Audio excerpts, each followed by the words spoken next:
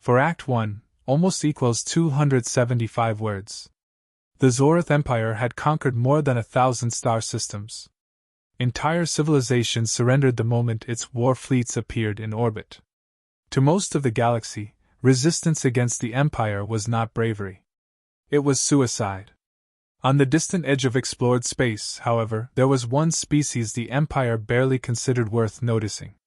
Humans. They occupied a handful of systems far from the galaxy's wealthy trade routes. Their worlds were industrial, practical, and unimpressive. They possessed no ancient alien technology, no genetically enhanced warriors, and no planet-sized megastructures. Galactic leaders often referred to humanity as a minor species that had somehow survived longer than expected. When Zorath expansion reached human territory, the Imperial Court assumed the outcome was obvious. A fleet entered the system of New Carthage and delivered an ultimatum to every human government. Surrender all military assets. Accept imperial rule. Submit within 30 days.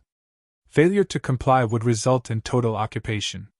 The message was transmitted across human space and broadcast throughout the galaxy. Most expected humanity to fold immediately. Smaller civilizations had surrendered for far less.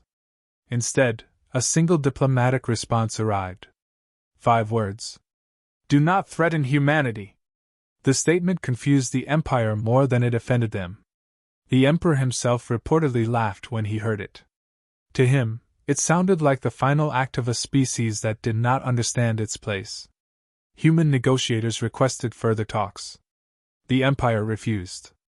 To demonstrate the consequences of defiance, the Emperor ordered a limited strike against the human colony world. The attack lasted less than an hour. Cities vanished beneath orbital bombardment. Millions died before emergency evacuations could begin. The colony's defenses were erased so completely that rescue ships found little more than burning ruins. Across the galaxy, observers assumed humanity had just learned a brutal lesson. What nobody realized was that humanity had just finished giving its final warning. The Empire expected outrage, retaliation, and desperate military mobilization. Instead, human space became strangely quiet. Official statements focused on relief efforts, evacuation programs, and support for survivors. Memorials were held across dozens of worlds. Political leaders spoke about unity, reconstruction, and patience. To outside observers, it looked like a species struggling to accept an unavoidable defeat. The Zorath Empire interpreted the silence as confirmation that its strategy had worked. Convinced humanity had been intimidated, Imperial fleets advanced deeper into contested systems without encountering meaningful resistance. That confidence lasted less than 2 months. The first supply convoy disappeared while crossing a secure trade corridor. Investigators blamed pirates. Then another convoy vanished. Then 3 more. Fuel depots began exploding across Imperial territory. Communication relays suffered unexplained failures. Navigation networks experienced coordinated disruptions that stranded military vessels light years from their destinations. No major human fleets appeared. No declarations of war were issued. Yet the damage kept spreading. Imperial commanders found themselves winning every battle while losing control of the regions they occupied. Frontline forces requested ammunition that never arrived. Reinforcements were delayed for weeks. Critical spare parts disappeared before reaching military shipyards. The deeper the Empire pushed into human territory, the more fragile its logistics became. Then unrest erupted inside several border sectors. Local populations that had lived under Imperial rule for generations suddenly acquired advanced weapons, encrypted communications equipment, and detailed intelligence about Imperial operations. Small rebellions quickly evolved into organized resistance movements. Every investigation led to the same conclusion: human involvement. But proving it was nearly impossible. The Empire wanted a decisive confrontation. It wanted a battlefield where its overwhelming strength could end the conflict in a single victory. Humanity refused to give them one. Instead of fighting the Empire's fleets, humans targeted the systems that kept those fleets alive. And with every passing month, the most powerful empire in the galaxy grew weaker without fully understanding why. As the crisis deepened, the Zorith Empire finally stopped asking how humans were attacking and started asking a far more dangerous question. Why were they so effective? Imperial historians, intelligence agencies, and military analysts began studying humanity's past in search of an answer. What they discovered was deeply unsettling. Unlike most civilizations, humanity had not enjoyed long periods of stability before reaching the stars. Human history was filled with conflict. Nations fought nations. Empires fought empires. Ideologies collided. Resources were contested. Entire generations grew up surrounded by war. By galactic standards, the amount of conflict humanity endured was almost unimaginable. Yet humans had survived every one of them. More importantly, they had learned from them. The Empire's military doctrine focused on defeating enemy fleets. Human doctrine focused on defeating enemy systems.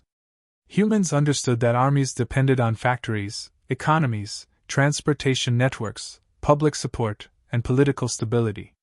Destroy those foundations, and military strength eventually became irrelevant. That realization came too late.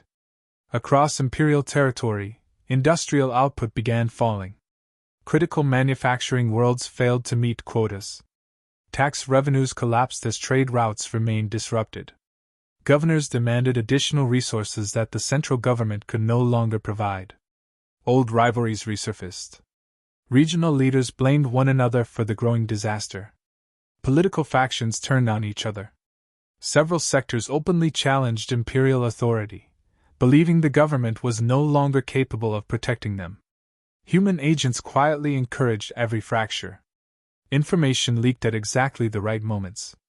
Rebel groups received support. Dissatisfied worlds found new allies.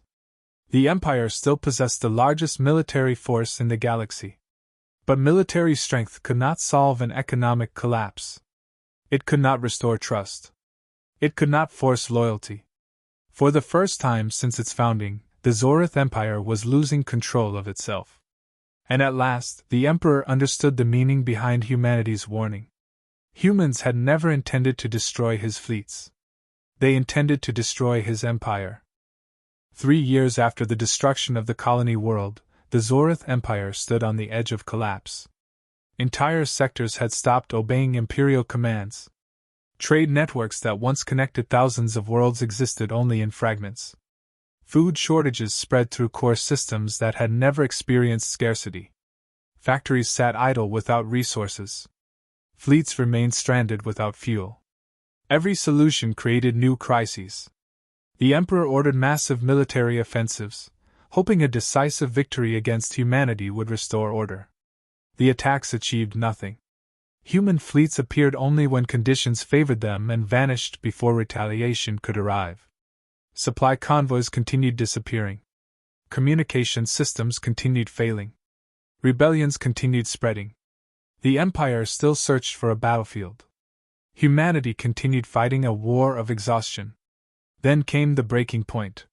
Several major sectors declared independence simultaneously. Regional commanders refused imperial orders. Political alliances shattered. Civil conflict erupted across hundreds of worlds. The Empire was now fighting itself. Only then did the Emperor request negotiations. Human representatives arrived without demands for territory, tribute, or conquest. They wanted only one thing: the complete withdrawal of imperial forces from every human-controlled system and formal recognition of humanity's sovereignty. The Emperor accepted. He had no alternative. The war officially ended soon after. Across the galaxy, civilizations struggled to understand how a forgotten species from the galactic frontier had defeated the greatest empire of the age. The answer was far simpler than anyone expected. Humanity never possessed the largest fleets. Humanity never possessed the strongest economy. Humanity never possessed the most territory. What humanity possessed was experience. For centuries they had studied the darkest parts of their own history and learned lessons other civilizations never needed to learn. When the Empire destroyed that colony, it believed it had demonstrated power. Instead, it awakened a species that had spent generations mastering the art of survival. The warning had been clear from the beginning. Do not threaten humanity. Because once humans stop trying to preserve peace, they stop fighting for victory. They fight for your collapse. And no empire survives that war.